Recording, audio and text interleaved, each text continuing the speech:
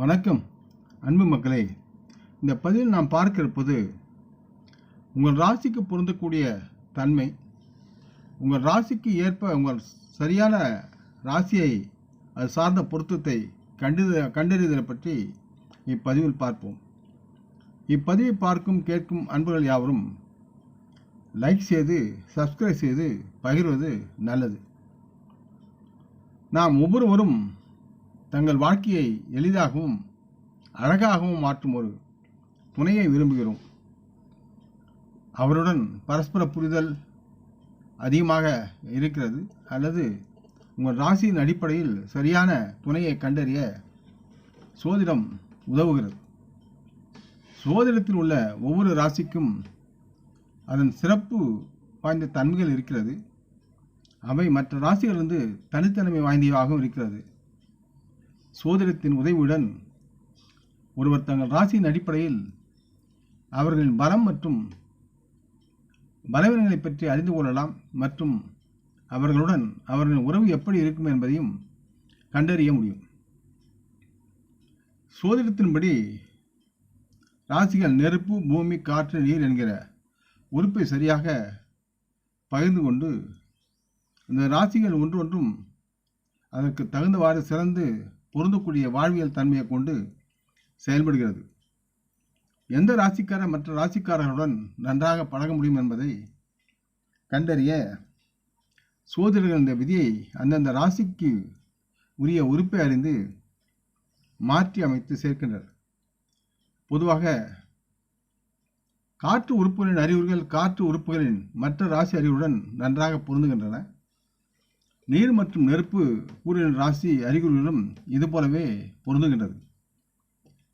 தீ உறுப்பு கொண்ட ராசியாக மேஷம், சிம்மம் மற்றும் தனுசு இருக்கிறது. பூமி உறுப்பு கொண்ட ராசியாக ரிஷபம், கன்னி மற்றும் மகரம் இருக்கிறது. காற்று உறுப்பு கொண்ட ராசியாக மிதுனம், துலாம் மற்றும் கும்பம் இருக்கிறது. நீர் உறுப்பு கொண்ட ராசியாக கடகம், விருச்சிகம் மற்றும் மீனம் இருக்கிறது. சோதிடத்தின் மற்றொரு அம்சம் எளிமையாக இருக்கிறது. இதில் ஒரு நபரின் குணாதிசயங்களை காணலாம். அவர்கள் எதையாவது எவ்வளவு விரைவாக உள்வாங்குகிறார்கள் அல்லது சார்ந்து முடிவெடுக்கும் திறன் இருக்கிறது என்பதை, மற்றவருடன் அவர்கள் எவ்வளவு நெகிழ்வாக இருக்கிறார்கள் என்பதும் சரிபார்க்கப்படுகிறது. ஒருவரின் இருமைத்தன்மை அறிந்து கொள்வதன் மூலம் மற்றொரு நபரின் இருமையுடனான ஒரு நபரின் உறவை அல்லது அவர்களுடன் அவர்கள் எந்த வகையான ஒருங்கிணைப்பை அனுபவிப்பார்கள் என்பதையும் நாம் கண்டறியலாம். 3 வகையான இருமைகள் இருக்கிறது ஜாதகத்தில். இந்த ராசிகளுக்கு இடையில் மாறக்கூடிய ராசிகளாக மேஷம், கடகம், துலாம் மற்றும் மகரம் இவை தங்கள் மனதளவில் மாறக்கூடிய ராசிகளாக இருக்கிறார்கள். நிலையான ராசிகள் என்பது சிம்மம், விருச்சிகம், கும்பம். இவர்கள் எப்பொழுதும் நிலைத்த தன்மையுடன் விகாரமற்று இருப்பார்கள். இரட்டை இயல்பு ராசிகள் என்பது சார்ந்ததாக இருக்கக்கூடியது மிதுனம், கன்னி, தனுசு மற்றும் மீனம். இந்த 4 ராசி மக்களும் இயல்பு ராசி அடையாளமாக அவர்களிடம் இரட்டைத்தன்மை இருக்குது. ஒன்று தெய்வம் சார்ந்த ஆன்மீகத்தன்மை, மற்றொன்று மாறுபடும் தங்களது இலகியத்தன்மை அல்லது சூழ்நிலைக்கு தகுந்தவாறு மாறக்கூடிய தன்மைகள். மற்றும் சோதிடத்தின் மிக முக்கியமான அம்சங்களில் ஒன்று சந்திரனுடைய அடையாளம்.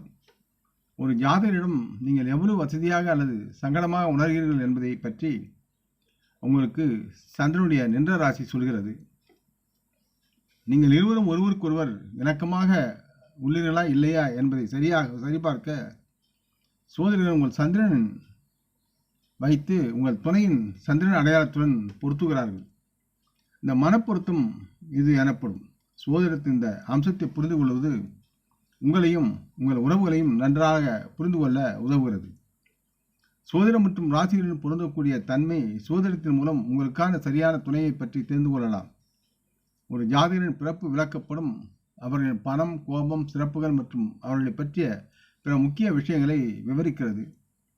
உங்கள் இருவருக்கும் இடையே உள்ள இணக்க தன்மையை அறிய உங்கள் துணையின் பிறப்பு விளக்கப்படுத்தி ஆய்வு செய்ய சோதனம் கேட்கலாம். அவர் உங்களுக்கு விளக்கமாக கூறுவார். மேஷம் மற்றும் சிம்மம். சோதிடத்தில் மேஷம் மற்றும் சிம்மம் இரண்டும் நெருப்பு உறுப்பு ராசிகளின் கூறுகளின் ராசியாக இருக்கிறது. இவர்கள் இருவரும் ஒரே உணர்திறன் கொண்டவர்கள். மேஷம் மற்றும் சிம்மத்திற்கு இடையேயான இணக்கமும் நன்றாக இருக்கும். இவர்கள் இருவரும் ஆற்றல், பேரார்வம் மற்றும் லட்சியம் நிறைந்தவர்களாக இருப்பார்கள். இந்த இரண்டு ராசிகளும் நெருப்பி உமிழும் தன்மையாளர்கள். இதனால் இவர்கள் ஆளுமைகள் மற்றும் சிறப்புகள் ஒருவருக்கு ஒருவர் மிகவும் பொருத்தமானவையாக எப்பொழுதும் அமைகின்றது. இவர்கள் ஒருவருக்கு ஒருவர் சிறந்த முறையில் ஆதரவளித்து தங்களுக்குள் ஊக்குவிக்கிறார்கள். அடுத்து ரிஷபம் மற்றும் கன்னி. இதுடன் நீ மகரத்தையும் சேர்த்துக்கொள்ளலாம். சோதிடத்தில் ரிஷபம் மற்றும் கன்னி இரண்டும் பூமி உறுப்புகளின் ராசியாகும். இவர்கள் இருவரும் உணர்திறன் கொண்டவர்களாக இருக்கிறார்கள். ரிஷபம் மற்றும் கன்னி சிறந்த பொருந்தக்கூடிய தன்மையை கொண்டுள்ளது. இவர்கள் அடிப்படையானவர்கள் மற்றும் இவர்கள் உறவை வலுப்படுத்தும் நடைமுறை இயல்பு இவர்கள் வசம் இருக்கிறது. இவை இரண்டும் பூமியின் கூறுகளை கொண்ட ராசிகளாக இருக்கிறது. அதனால்தான் இவர்களின் குணாதிசயங்களும் ஒரே மாதிரியாக இருக்கின்றன. ரிஷபம் மற்றும் கன்னி ராசிக்காரர்களுக்கு இடையேயான உறவு நிலையானது. ரிஷபம், கன்னி மற்றும் மகரம் ராசியும் பூமி தன்மையை சார்ந்தாக இருக்கிறது. இவர்கள் ஒருவருக்கொருவர் இவர்கள் எந்த சவாலையும் சமாளிக்க முடியும் மற்றும் இவரின் உறவில் காதல் மற்றும் பாதுகாப்பு உணர்வு அதிகமாக விரிந்து இருக்கும். அடுத்து துலாம், மிதுனம் மற்றும் கும்பம். சோதிடத்தில் மிதுனம் மற்றும் துலாம், கும்பம் ஆகிய இந்த ராசிகள் காற்று உறுப்பு கூறுகளின் ராசியாக இருக்கிறது. இவர்கள் இந்த ராசி மக்கள் யாவரும் ஒரே உணர்திறன் கொண்டவர்கள். இந்த மூன்று ராசிகளின் சொந்தக்காரர்கள் தங்கள் திட்டங்களை அல்லது உத்திகளை பேசவும் பகிர்ந்து கொள்ளவும் விரும்புகிறார்கள். இவை இரண்டும் காற்று உறுப்புகளின் ராசிகள். அதாவது மூவரும் ஆர்வம் புத்திசாலிகளும் இருப்பார்கள். இருவருக்கும் இடையே சுவாரஸ்யமான உரையாடல்கள் நடக்க வாய்ப்புகள் அதிகமாக இருக்கிறது. இவர்கள் அழகு மற்றும் அமைதியை விரும்புகிறார்கள். அதனால்தான் இவரின் ஆர்வங்களும் கலை மற்றும் வடிவமைப்பு போன்ற துறைகளில் செயல்படுத்தப்படுகின்றன. இவர்கள் ஒருவருக்கொருவர் கருத்துக்களை புரிந்து கொண்டு மதிக்கிறார்கள். இதனால் இவர்களை ஒருவருக்கொருவர் இணக்கமாக மாற்றும் மிக முக்கியமான விஷயங்களில் ஒன்றாகவும் செயல்படுகிறார்கள்.